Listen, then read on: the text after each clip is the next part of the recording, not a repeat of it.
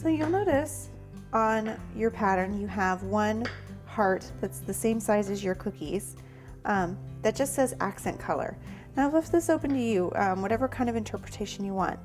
Traditionally, there's a picture of the candy itself on the box, and you can use whatever accent color you like. I really am quite pleased with the color of this green, so that's what I'm going to use today.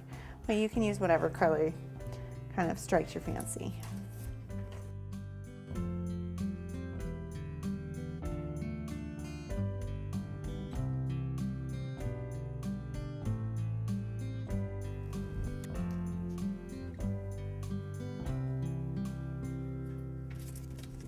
And all you want to do is kind of rub with your finger outwards from the center out, and that'll bump that edge right up to the other that's already there and give you a nice clean finished edge. And we are going to put a saying there, but we're going to wait and do that last.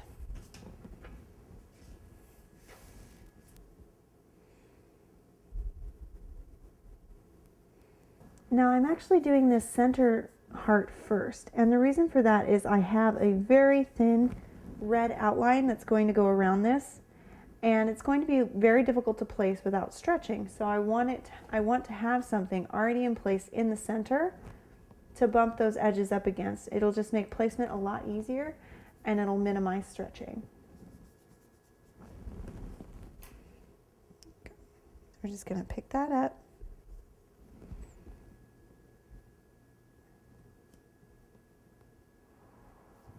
And we're going to bump it up against the piece that's already there.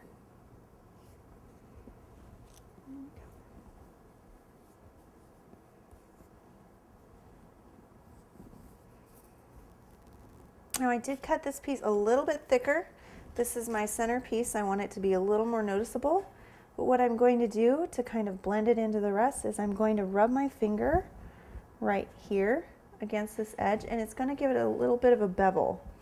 And it's just going to finish it really nicely. And I'm just going to clean up this edge a little bit because it's overhanging my heart. There we go. If you have any extra vegetable shortening, just wipe it off with your fingers.